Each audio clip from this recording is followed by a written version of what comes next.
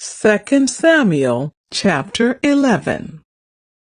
In the spring of the year, when kings normally go out to war, David sent Joab and the Israelite army to fight the Ammonites. They destroyed the Ammonite army and laid siege to the city of Rabbah.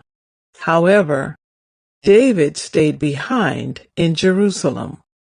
Late one afternoon, after his midday rest, David got out of bed and was walking on the roof of the palace. As he looked out over the city, he noticed a woman of unusual beauty taking a bath. He sent someone to find out who she was, and he was told, "She is Bathsheba, the daughter of Eliam, and the wife of Uriah the Hittite." Then David sent messengers to get her, and when she came to the palace, he slept with her. She had just completed the purification rites after having her menstrual period. Then she returned home. Later, when Bathsheba discovered that she was pregnant, she sent David a message saying, "I'm pregnant." Then David sent word to Joab, "Send me Uriah the Hittite." So Joab sent him to David. When Uriah arrived, David asked him how Joab and the army were getting along and how the war was progressing. Then he told Uriah, "Go on home and relax." David even sent a gift to Uriah after he had left the palace. But Uriah didn't go home. He slept that night at the palace entrance with the king's palace guard. When David heard that Uriah had not gone home, he summoned him and asked, "What's the matter? Why didn't you go home last night after being away for so long?"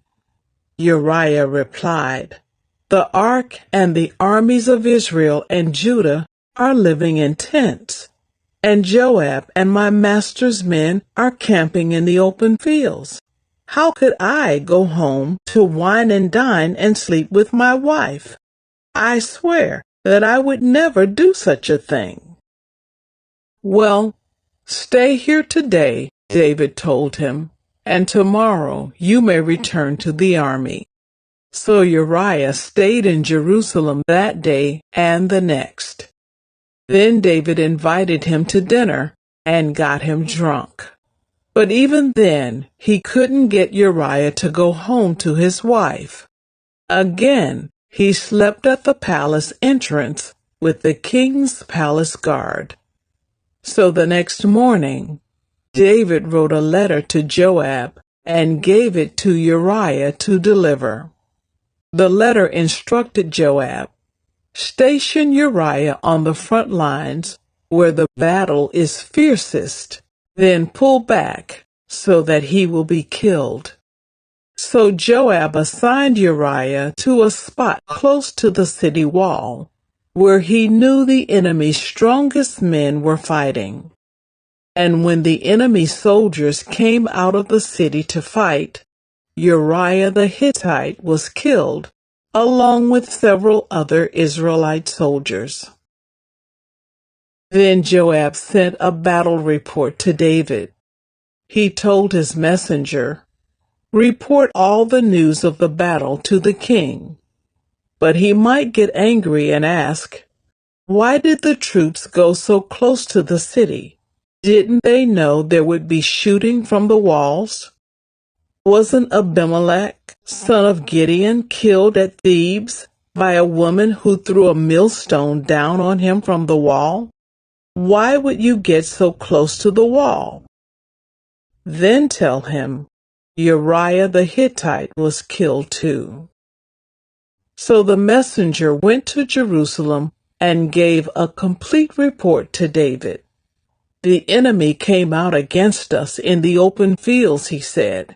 "And as we chased them back to the city gate, the archers on the wall shot arrows at us. Some of the king's men were killed, including Uriah the Hittite. "Well, tell Joab not to be discouraged," David said. "The sword devours this one today and that one tomorrow. Fight harder next time and conquer the city." When Uriah's wife heard that her husband was dead, she mourned for him. When the period of mourning was over, David sent for her and brought her to the palace, and she became one of his wives. Then she gave birth to a son. But the Lord was displeased with what David had done. 2 Samuel chapter 12. So the Lord sent Nathan the prophet to tell David this story. There were two men in a certain town. One was rich and one was poor. The rich man owned a great many sheep and cattle. The poor man owned nothing but one little lamb he had bought. He raised that little lamb, and it grew up with his children. It ate from the man's own plate and drank from his cup. He cuddled it in his arms like a baby daughter. One day a guest arrived at the home of the rich man. But instead of killing an animal from his own flock or herd, he took the poor man's lamb and killed it and prepared it for his guest. David was furious. "As surely as the Lord lives," he vowed, "any man who would do such a thing deserves to die. He must repay 4 lambs to the poor man for the one he stole and for having no pity." Then Nathan said to David, "You are that man." The Lord, the God of Israel, says, "I anointed you king of Israel and saved you from the power of Saul. I gave you your master's house and his wives and the kingdoms of Israel and Judah. And if that had not been enough, I would have given you much, much more. Why then have you despised the word of the Lord and done this horrible deed? For you have murdered Uriah the Hittite with the sword of the Ammonites and stolen his wife. From this time on, your family will live by the sword because you have despised me by taking Uriah's wife to be your own. This is what the Lord says. Because of what you have done, I will cause your own household to rebel against you. I will give your wives to another man before your very eyes, and he will go to bed with them in public view. You did it secretly, but I will make this happen to you openly in the sight of all Israel." Then David confessed to Nathan, "I have sinned against the Lord." Nathan replied, "Yes, but the Lord has forgiven you, and you won't die for this sin. Nevertheless, because you have shown utter contempt for the word of the Lord by doing this, your child will die." After Nathan returned to his home, the Lord sent a deadly illness to the child of David and Uriah's wife. David begged God to spare the child. He went without food and lay all night on the bare ground. The elders of his household pleaded with him to get up and eat with them, but he refused. Then on the 7th day, the child died. David's advisers were afraid to tell him. He wouldn't listen to reason while the child was ill, they said.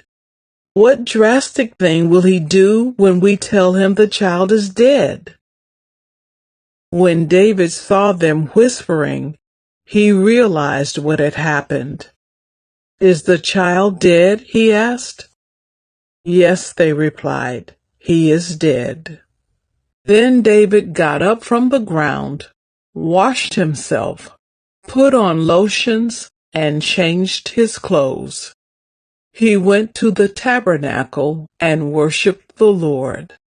After that, he returned to the palace and was served food and ate. His advisers were amazed. "We don't understand you," they told him. "While the child was still living, you wept and refused to eat. But now that the child is dead, you have stopped your mourning and are eating again." David replied, "I fasted and wept while the child was alive, for I said, perhaps the Lord will be gracious to me and let the child live. But why should I fast when he is dead? Can I bring him back again? I will go to him one day, but he cannot return to me." Then David comforted Bathsheba, his wife, and slept with her. She became pregnant and gave birth to a son, and David named him Solomon.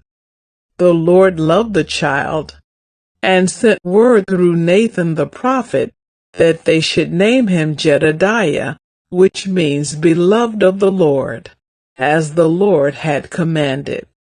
Meanwhile, Joab was fighting against Rabbah, the capital of Ammon, and he captured the royal fortifications.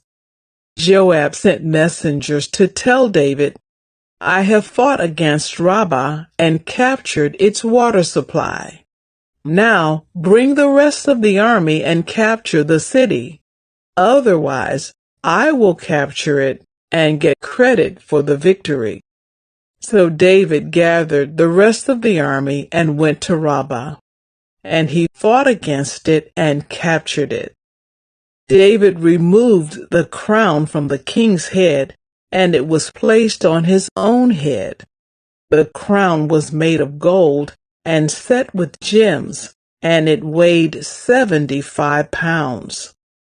David took a vast amount of plunder from the city. He also made slaves of the people of Rabbah and forced them to labor with saws, iron picks, and iron axes, and to work in the brick kilns. That is how he dealt with the people of all the Ammonite towns. Then David and all the army returned to Jerusalem. 2 Samuel chapter 13. Now David's son Absalom had a beautiful sister named Tamar, and Amnon, her half-brother, fell desperately in love with her. Amnon became so obsessed with Tamar that he became ill. She was a virgin, and Amnon thought he could never have her. But Amnon had a very crafty friend, his cousin Jonadab. He was the son of David's brother Shimei. One day, Jonadab said to Amnon, "What's the trouble? Why should the son of a king look so dejected morning after morning?" So Amnon told him, "I am in love with Tamar, my brother Absalom's sister." "Well," Jonadab said, "I'll tell you what to do. Go back to bed and pretend you are ill. When your father comes to see you, ask him to let Tamar come and prepare some food for you. Tell him you'll feel better if she prepares it as you watch and feeds you with her own hands." So Amnon lay down and pretended to be sick. And when the king came to see him, Amnon asked him, "Please let my sister Tamar come and cook my favorite dish as I watch. Then I can eat it from her own hands." So David agreed and sent Tamar to Amnon's house to prepare some food for him. When Tamar arrived at Amnon's house, she went to the place where he was lying down so he could watch her mix some dough. Then she baked his favorite dish for him. But when she set the serving tray before him, he refused to eat. "Everyone, get out of here," Amnon told his servants, so they all left.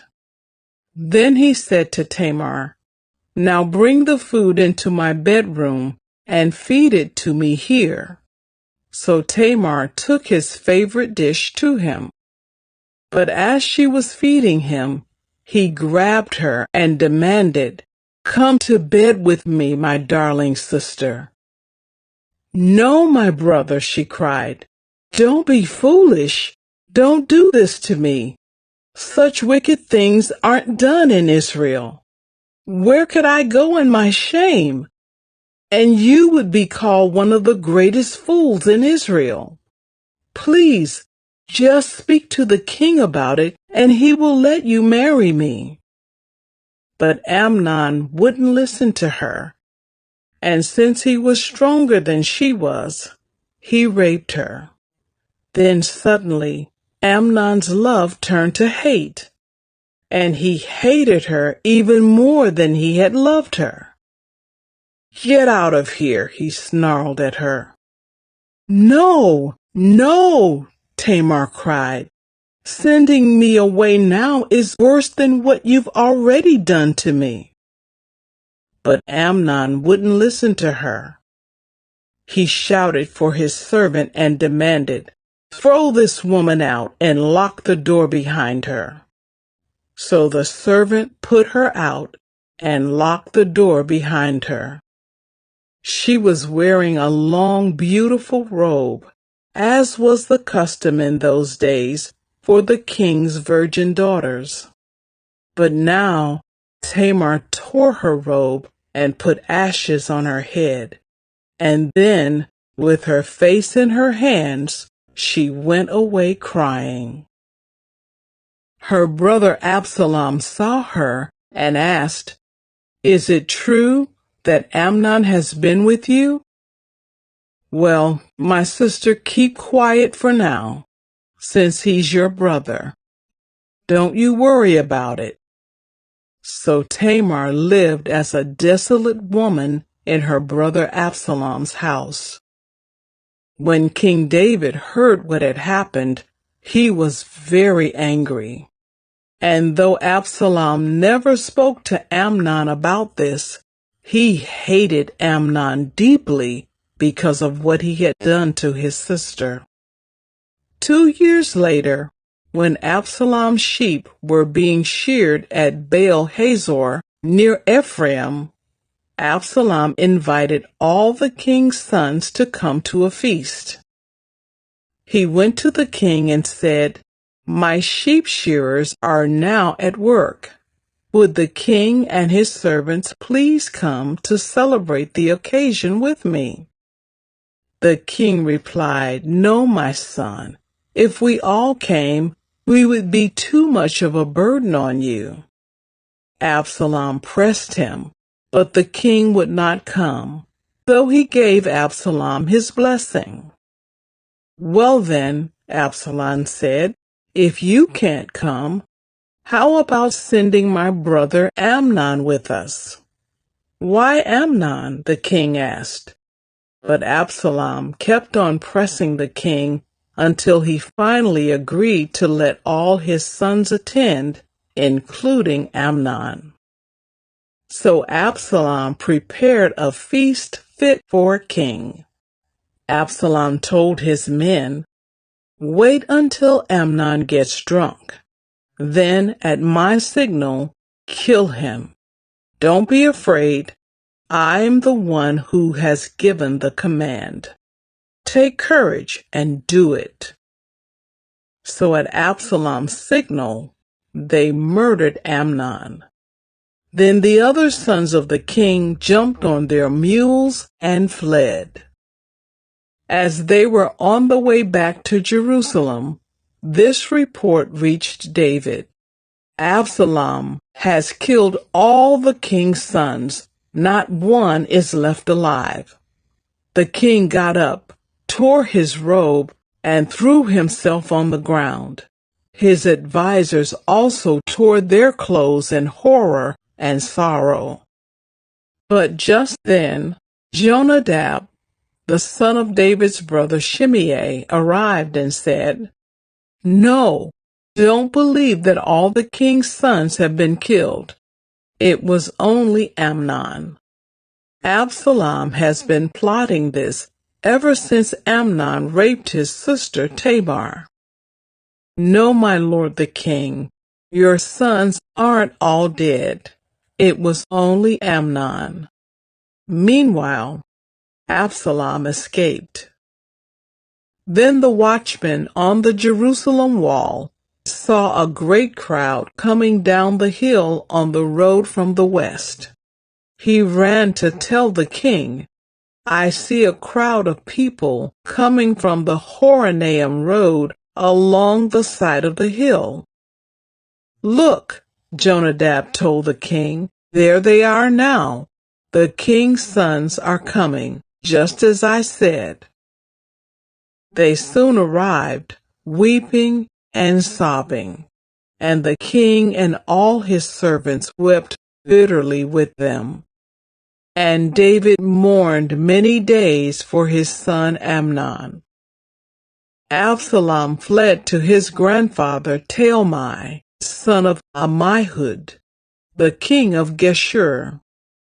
He stayed there in Geshur for 3 years. And King David, now reconciled to Amnon's death, longed to be reunited with his son Absalom. 2 Samuel chapter 14. Joab realized how much the king longed to see Absalom. So he sent for a woman from Tekoa, who had a reputation for great wisdom. He said to her, "Pretend you are in mourning. Wear mourning clothes and don't put on lotions. Act like a woman who has been mourning for the dead for a long time. Then go to the king and tell him the story I am about to tell you." Then Joab told her what to say. When the woman from Tekoa approached the king, she bowed with her face to the ground in deep respect and cried out, "O king, help me!"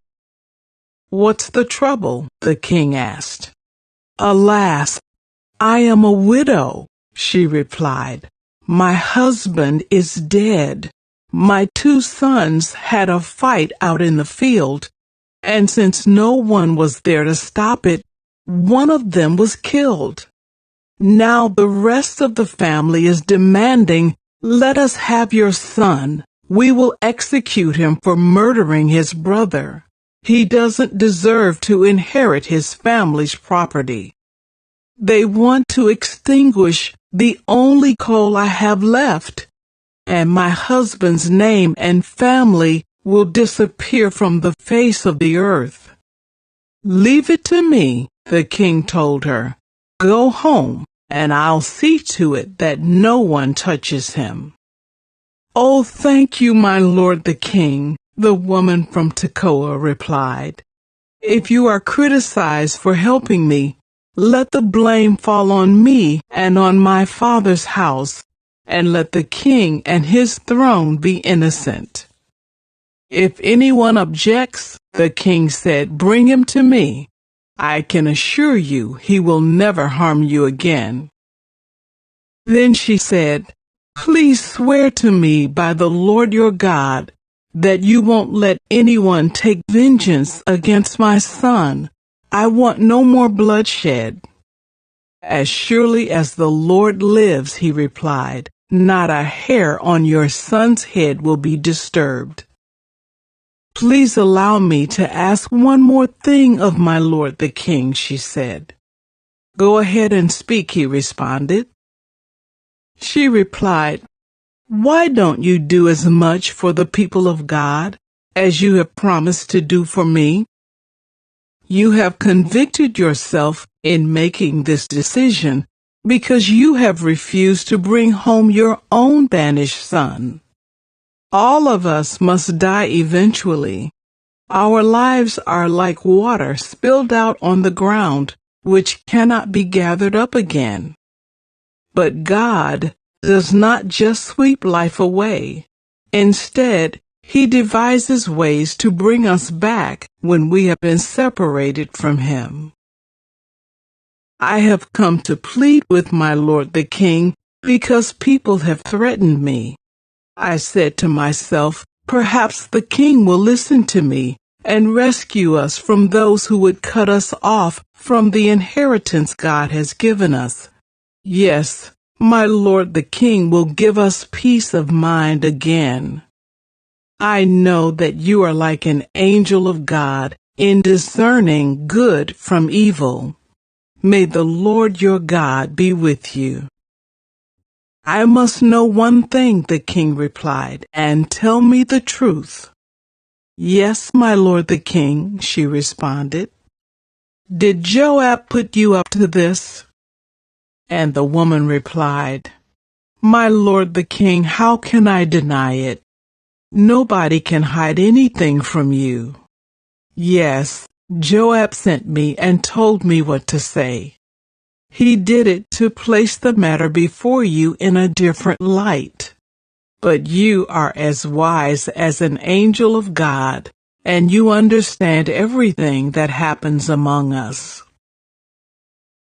So the king sent for Joab and told him, all right, go and bring back the young man Absalom. Joab bowed with his face to the ground in deep respect and said, at last I know that I have gained your approval, my lord the king, for you have granted me this request. Then Joab went to Geshur and brought Absalom back to Jerusalem. But the king gave this order, Absalom may go to his own house, but he must never come into my presence. So Absalom did not see the king. Now Absalom was praised as the most handsome man in all Israel. He was flawless from head to foot. He cut his hair only once a year, and then only because it was so heavy. When he weighed it out, it came to 5 pounds. He had 3 sons and 1 daughter. His daughter's name was Tamar, and she was very beautiful. Absalom lived in Jerusalem for 2 years, but he never got to see the king. Then Absalom sent for Joab to ask him to intercede for him, but Joab refused to come. Absalom sent for him a second time, but again Joab refused to come. So Absalom said to his servants, go and set fire to Joab's barley field, the field next to mine. So they set his field on fire, as Absalom had commanded. Then Joab came to Absalom at his house and demanded, why did your servant set my field on fire? And Absalom replied, because I wanted you to ask the king why he brought me back from Geshur if he didn't intend to see me. I might as well have stayed there. Let me see the king. If he finds me guilty of anything, then let him kill me. So Joab told the king what Absalom had said. Then at last David summoned Absalom, who came and bowed low before the king, and the king kissed him. 2 Samuel chapter 15. After this, Absalom bought a chariot and horses, and he hired 50 bodyguards to run ahead of him. He got up early every morning and went out to the gate of the city. When people brought a case to the king for judgment, Absalom would ask where in Israel they were from, and they would tell him their tribe. Then Absalom would say, "You've really got a strong case here. It's too bad the king doesn't have anyone to hear it. I wish I were the judge. Then everyone could bring their cases to me for judgment, and I would give them justice."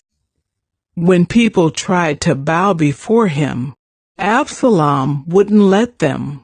Instead, he took them by the hand and kissed them.